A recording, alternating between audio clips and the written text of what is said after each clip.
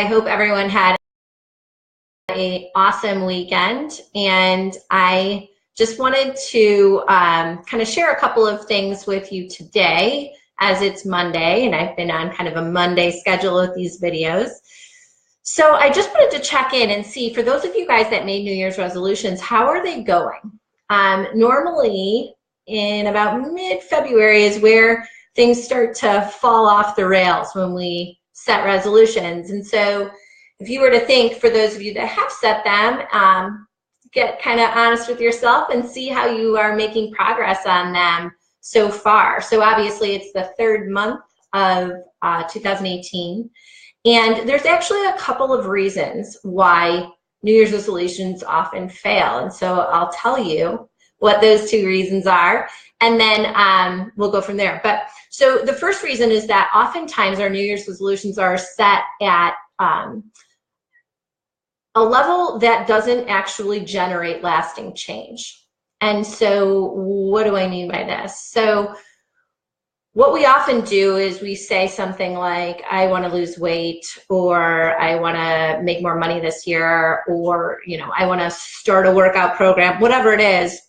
We're focusing on, the focus is on incorporating something new, or how it's not yet a part of the landscape of our reality, and how we want to bring that in. And so actually by stating it in that way, we are focused on the gap. Now, remember what I said. If you've been following my videos, I talked last week about the results formula, that our thoughts create our feelings, and our feelings are what ultimately are expressed into our actions, and then our actions are ultimately what generates our results.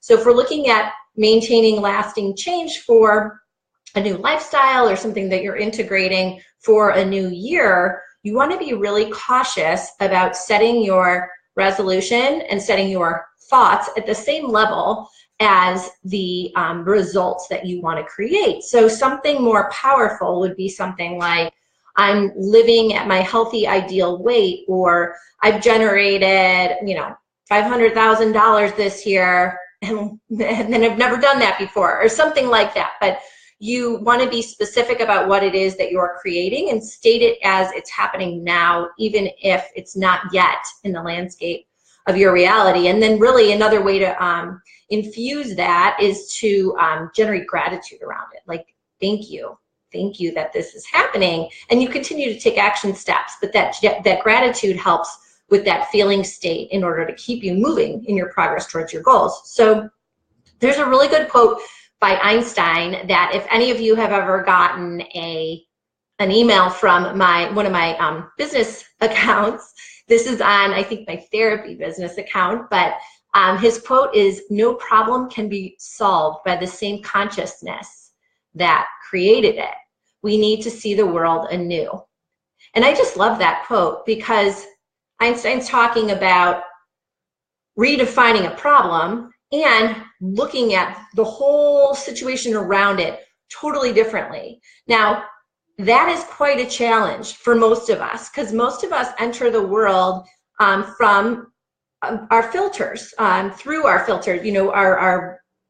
Our eyes kind of filter out what we, they're options of our reality, but we see what we want to see.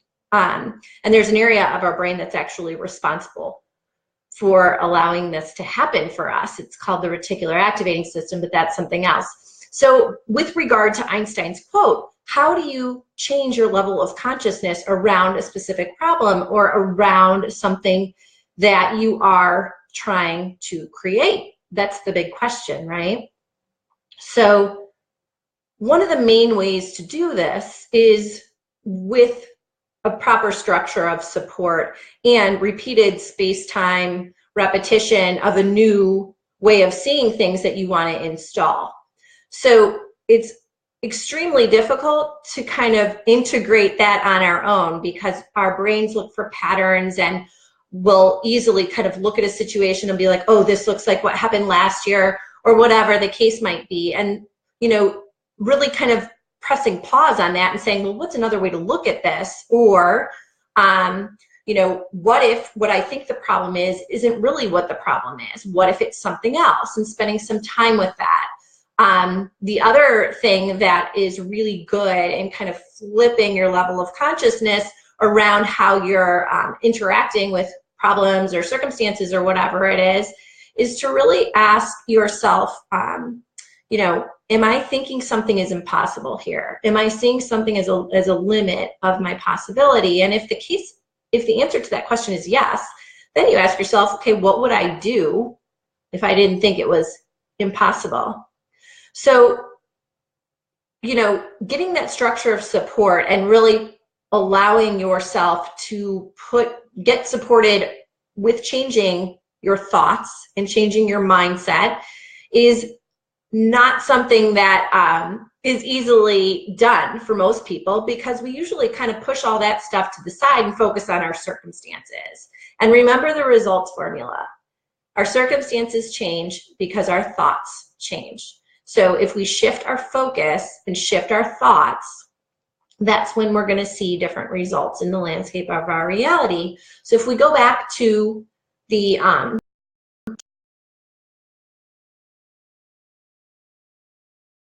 I think I just had a little broadcast here, but I'm going to keep talking and we'll see. So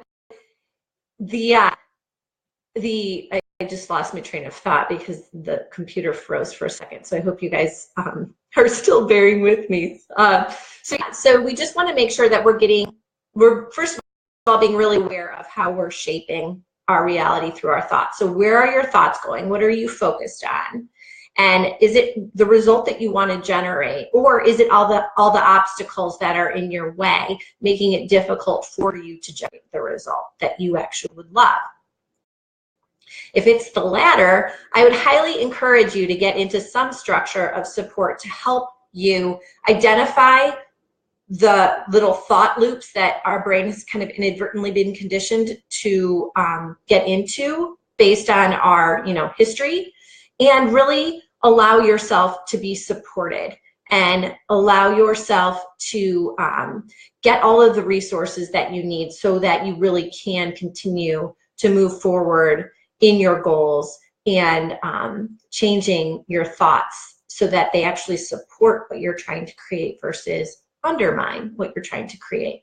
Because all of us have old conditioned ways of thinking that don't serve us, and they actually serve to kind of keep us at a current level of success, our current status quo situation. And when we move outside of that with anything, there's going to be a pull to the familiar, you know, to try and keep things status quo, which is actually the opposite of what we all want to do, which is to continue to grow and continue to evolve.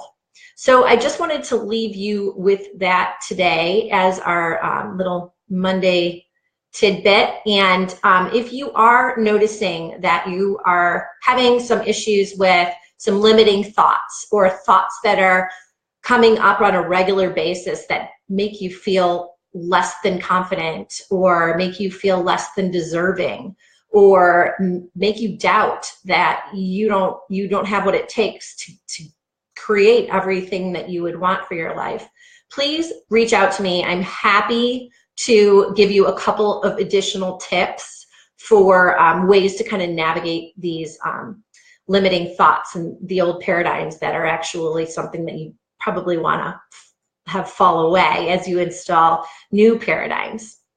And so remember, you know, Einstein's quote, we need to change our consciousness because the problem can't change unless the consciousness that created it changed. And know that for every single problem that you're facing, there is a solution.